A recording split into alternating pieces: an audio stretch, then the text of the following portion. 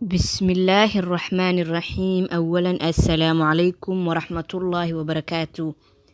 soo dhawaada daawadayaasheena sharafta leh ee ku xiran janalkeena caafimaadka. Maanta waxaan ka hadli doonaa cuntooyinka u wanaagsan hooyada uurka leh. In aad ilaaliso waxaad cunaysa markaad uurka leedahay waa muhiim. Markaad uur leedahay jirkaagu wuxuu u baahan yahay nafaqooyin badan, fitamiino iyo macdan. 6 bilood ee ugu dambaysa waxaad u baahan tahay in aad cunto in ka badan intii aad cuni jirtay. Maxaa yeelay ilmaha ayaa kula qaybsanaya wixii nafaqo ah. Haddii ay kugu yar tahay nafaqada aad cunayso, waxay wax u dhimaysaa ilmahaaga dhalan doona. 10kan cunto aan idiin soo gudbin doono waa cuntooyin la rabo in ay hooyada uurka leh cunto si ilmaheeda iyo iyadaba ay u helaan nafaqo buuxda. 1. Waxyaabaha caanaha laga sameeyo. Caanaha iyo wixii laga sameeyo waxay siinayaan hooyada iyo ilmaheeda caloosha ku jira borotiin iyo calcium.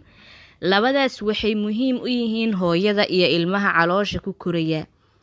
Caanaha iyo wixii laga sameeyaba waxaa ka mid ah jiiska, yogurta. Waxaa laga helaa 2 nooc oo borotiin ah, kuwaas oo aad ugu muhiimsan ilmaha iyo koritaankiisaba. 2. Digirta iyo misirta. Cuntooyinkan waxaa ka buuxa fiber, borotiin, iron, folate, B9 and calcium. Kulligood waxay muhiim u yihiin hooyada iyo ilmaha caloosha ku jira.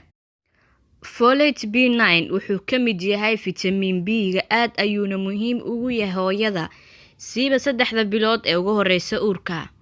Balse hooyooyinka badankood uu ku yar yahay folate 9.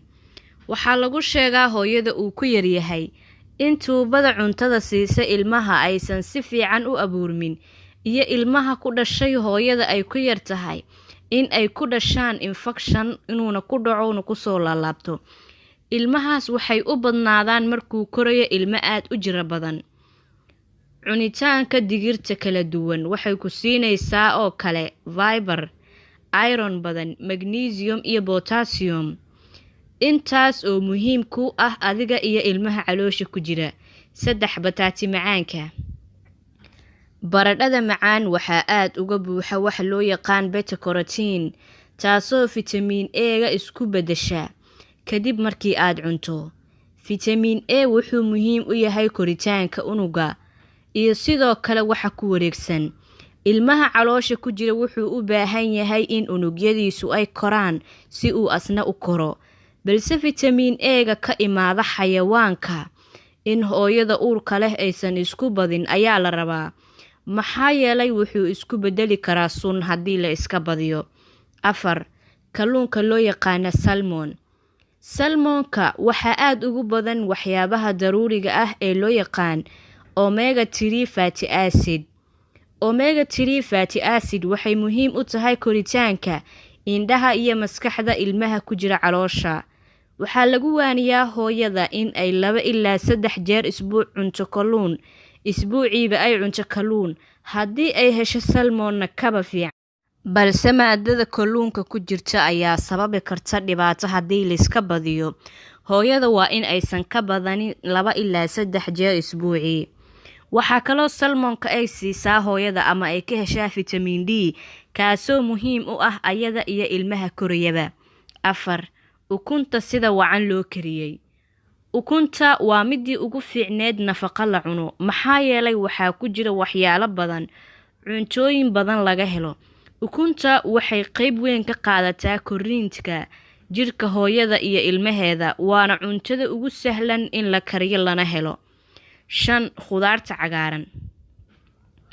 Khudaarta cagaaran sida spinachka iyo broccoli-da waxaa ka buuxa nafaqooyinka hooyada iyo ilmaheeda ay u baahan yihiin, kuwaasoo ay ka mid yihiin fiber, fitamiin C, fitamiin K, fitamiin A, calcium, iron, folate and potassium. Cunitaanka khudaartan waxay ka caawisaa hooyada in ay si sahlan u saxarooto. 6. Hilib ay ku yar tahay baruurta. Hilibka waxaa laga helaa borotiin badan iyo fitamiin B iyo macdano badan oo jirka hooyada iyo ilmahaba u baahan yihiin.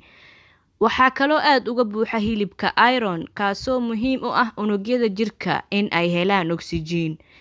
Hooyada uurka leh aad ayay ugu baahan tahay iron maxaa yeelay dhiiggeeda jirka wuu bataa markay uur leedahay. Si uu ironka jirka si fiican u qaato, waxaa lala qaataa cuntooyinka fitamiin C-ga uu ku badan yahay sida liima bambeelada. Fitamiin C-ga wuxuu caawiyaa ironka in uu jirka si sahlan u isticmaalo. 7. Miraha. Miraha sida tufaaxa, qaraha, canabka iyo wixii la mid ah waa muhiim in ay hooyada cunto maxaa yeelay waxaa laga helaa biyo, fiber, vitamins iyo antioxidants. Waxaa aad ugu badan fitamiin C-ga kaasoo aad muhiim ugu ah caafimaadka maqaarka iyo jirka. 6. Huruudka oo dhan. Huruudka waa muhiim in la cunaa siiba hooyada uurka leh. Waxaa laga helaa fitamiin B, fiber iyo magnesium. Waxaa kaloo huruudka u sahlaa hooyada dhinaca saxarada in ay u sahlanaato. Qodobka 9 waa avocado. Avocado waa miro aad ugu muhiimsan cunidooda hooyada uurka leh. Waxaa laga helaa dufanka loo yaqaano monounsaturated fats kuwaasoo aad ugu muhiimsan caafimaadka dadka siiba hooyada uurka leh. Waxaa kaloo leh dufankaas olive oil iyo looska. Sidoo kale waxaa ka buuxa avocadada fiber, vitamin B, siiba folate, vitamin K, potassium, copper, vitamin E iyo vitamin C. Qodobka 10 waa biyaha. Hooyadu markay uur leedahay waa muhiim inay biyo cabitaankeeda la socoto maxaa yeelay dhiiggeedu wuxuu kordhaa 1.5 litir markay uurka leedahay. Ilmaha caloosha ku jira wuxuu u baahan yahay oo dhan hooyada ayuu ka qaataa. Marka waxay dareemaysaa hooyada daal iyo oon.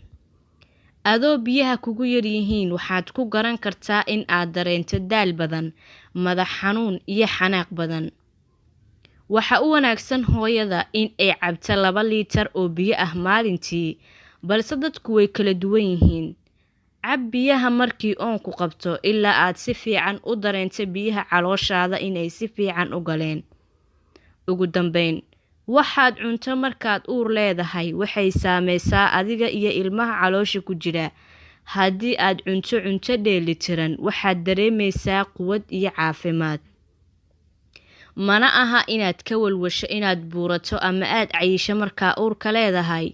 Waayo waa caadi waana loo baahan yahay in uu culays yar ku koraa si ilmahaaga iyo adigaba aad u dareento in aad heshaan nafaqo idinku filan. Waan filayaa walaalaha qaaliga ah in aad ka faa'iideysateen fiidiyowgeyna maanta kaasoo ku saabsanaa hooyada uurka leh cuntooyinka ugu wanaagsan. U sheer gareeya walaalihiina kale si ay uga faa'iideystaan. Wassalaamu calaykum.